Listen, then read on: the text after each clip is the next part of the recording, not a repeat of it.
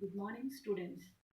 In our last class, we discussed elevation in boiling point and depression in freezing point, which are the colligative properties.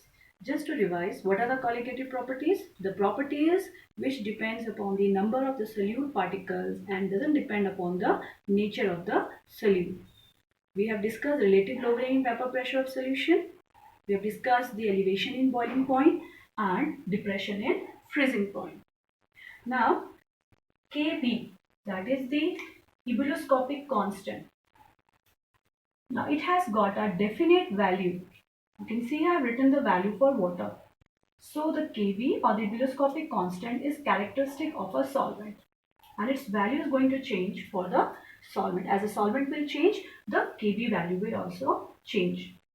Now the Kb value for water is 0.52 Kelvin kg mole inverse. Now what does it mean? It means that for 1 molar solution, the elevation in boiling point on addition of a substance or the electrolyte will be 0.52 Kelvin. In the same way, Kf, that is a cryoscopic constant which we observed in the depression in freezing point. It is a constant Kf. Now its value is also constant and its value will change with a change in the solvent. For water it is 1.86 Kelvin kg mole inverse.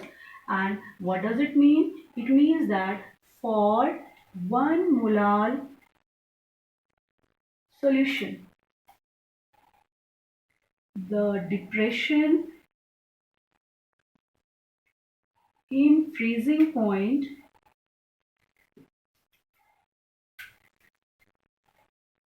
on addition of a substance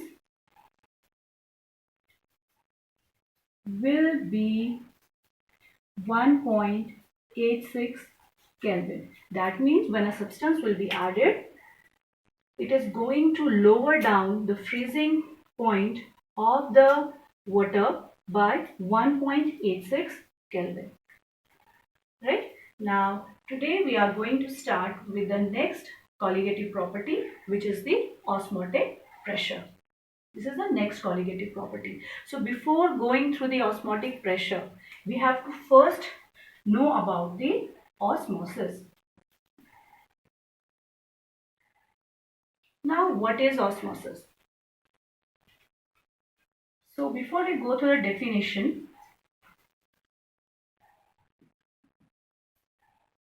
let us first just consider this activity where we have taken a beaker, right? It is filled with water, H2O. We have taken water in the beaker and we have just dipped an inverted Thistle funnel. This is Thistle funnel which has been inverted, right? So its opening is covered. Now this is the Thistle funnel.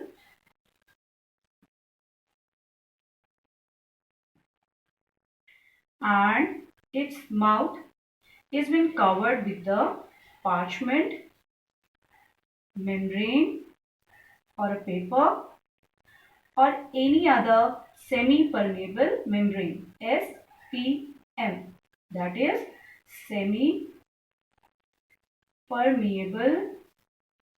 membrane, right? Now in the Thistle funnel, before inverting it, we will fill it with a solution. Now this solution, let it be of sugar solution.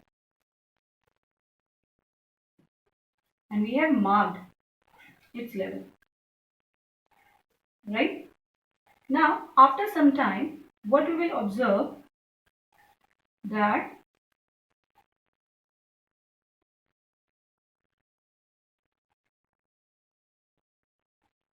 that the level of the solution is going to rise.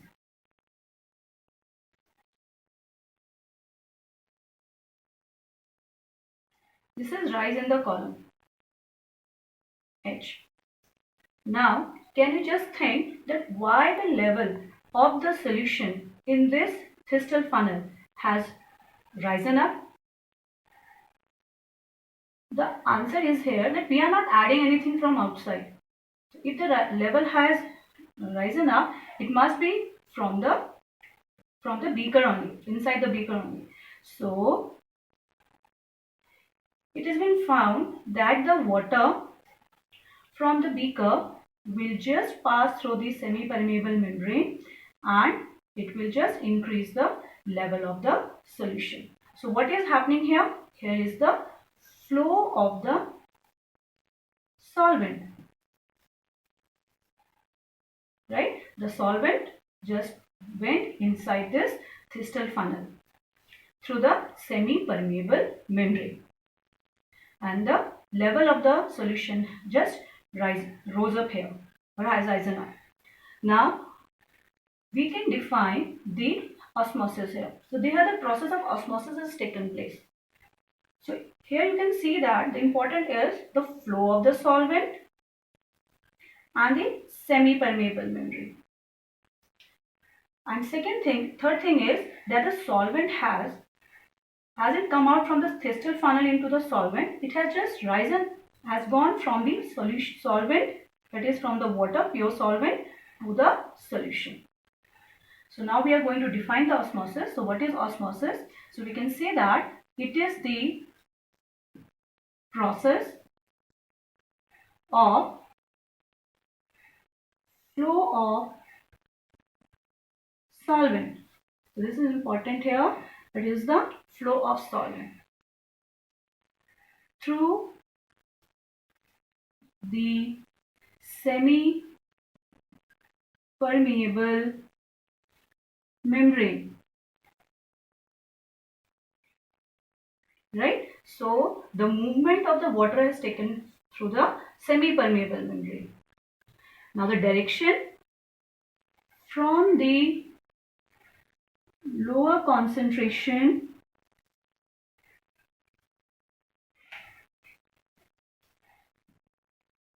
to the higher concentration, right? Or this statement that from lower concentration to the higher concentration, you can also write it here from pure solvent to solution, right? So what is osmosis? So osmosis is the process of flow of the solvent through the semi-permeable membrane from the lower concentration to the higher concentration. Or you can say that from pure solvent to the solution. So you know that the concentration with respect to that of the sugar solution in the Thistell funnel is less. So the water will move, or the solvent will move from the lower concentration to the higher concentration. Now I think one thing should be clear to you, that what does the semi-permeable means. So permeable means which is going to allow the passage of all kind of molecules, and semi-permeable means which allow the movement of some definite molecules through it. So in the semi-permeable membrane, we can have the parchment membrane or big membrane, right? So this is about the osmosis.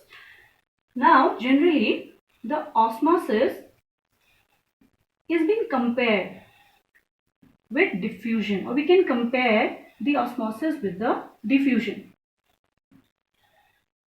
right? Now how we can compare that?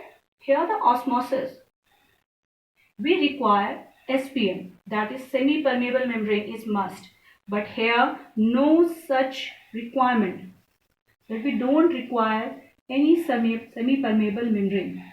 Second is, here there is movement of solvent only the solvent is going to move, whereas in diffusion we will have the movement of both solute and solvent.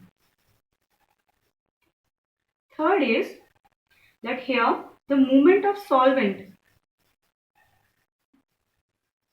moves from or is from lower concentration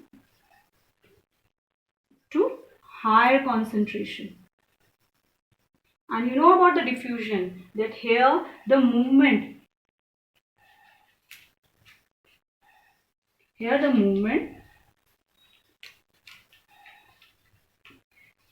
will be from higher concentration to lower concentration. Right? These are the three, and other than this also you can point one or two more also, because here osmosis it will take place only in the liquid, and here it will take place in gas as well as in the liquid also. Pointing out the difference between the osmosis and diffusion, now let us discuss one more example related to the osmosis. Now you can see the figure here, diagram. Here we have taken a beaker and it is containing the water. Now we have dipped an egg into it. Now this egg doesn't have the outer shell, and how we have removed it? We have first dipped it in dilute HCl. So we will first take the egg and we'll dip it in HCl, dilute HCl, so that its outer covering, outer hard shell gets removed out, and then we will just place it in the beaker containing the water. Now we'll take another egg, and here also we will just remove its outer shell by dipping it in the dilute HCl, and then we will place it in the saturated sodium chloride solution or NaCl solution. This is saturated solution. Right? Now what is going to be the observation here? Now you can see in the diagram that I have shown this egg little bit swollen up. It has swelled up, and this one is shrinked. Now what happens here? Since here the egg, here it is placed in water, so there will be flow of the water into this egg through the semi-permeable membrane, right? And the egg is going to swell up. Now here the concentration of the NaCl solution is higher than that inside the egg. The egg has also got certain fluid inside it. That comparing the concentration of that fluid with the NaCl solution, the solution has got higher concentration. So what will happen? The water content or the solvent, okay, here it is solvent, it will be just coming out from that egg into the NaCl solution. As a result, what will happen? The egg is going to shrink. Right? Now I think this is clear that why the egg here is swollen up and why here it is shrink. Right? Here we are having in end osmosis is going on, and here is exosmosis. So this term is not there in our chemistry part, but then also I'm just giving this. This is here the end osmosis taking place, and here it is exosmosis. Now what does the end osmosis means? When the solvent is going into the system or into that substance or into that body, it will be known as end osmosis, and it will take place when the concentration outside or in the surrounding is less than that inside that body. And in exosmosis, we can say the solvent content or the water content is going to reduce or is going to come out from that body, because here the concentration of the fluid inside is less than the compared to the surrounding. After going through the osmosis, let us begin with the osmotic pressure. Now just look at this diagram. Here we have taken two containers, or we have got the two compartments. In one compartment we have taken the pure solvent, which can be water. and in the second compartment we have taken the solution. It can be a salt solution or a sucrose solution. Now these two containers are being connected and through the semi-permeable membrane. SPM here stands for the semi-permeable membrane. Now you can see at the top of both the container that we have got the we can say the piston here. Now this is frictionless piston, and on the both piston a pressure, atmospheric pressure is being applied here. Now as the time will proceed, what will happen, there will be, okay, now in the beginning we have to just mark here the level of the solution, that showing the solution by dot dash lines. Here this is solution here, right? Now when the solve after some time, okay, when the setup is established here, setup is made up here, after some time what will happen, there will be the movement of the solvent molecule, and it has been observed practically that the piston on the solution side will rise up. It will get the pressure, it is going to rise up. Now why it is getting risen up? Because the solvent molecule from the solvent compartment had just moved through the semi-permeable membrane into the solution compartment. As a result, what will happen? The quantity of the solution is going to increase. As a result, there will be pressure which will be applied on the piston, and the piston is going to rise up, right? And the level of the solvent is going to fall down here.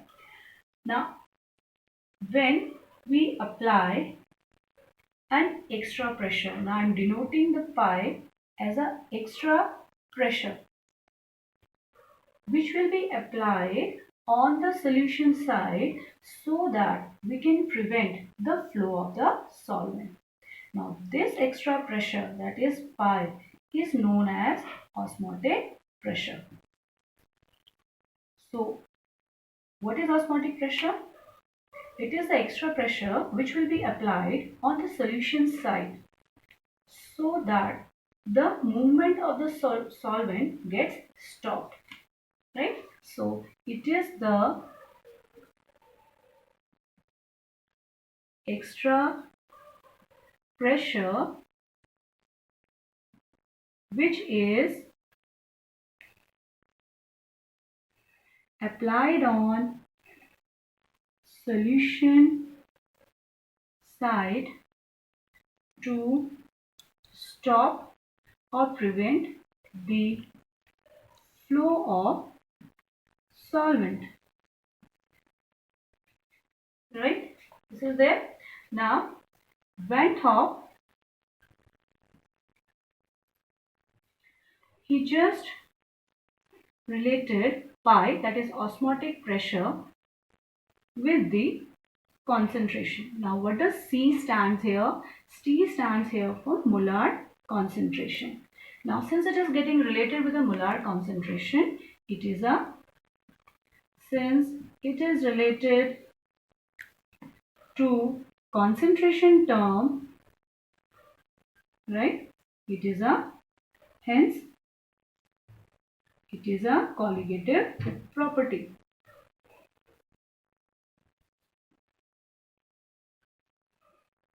Right?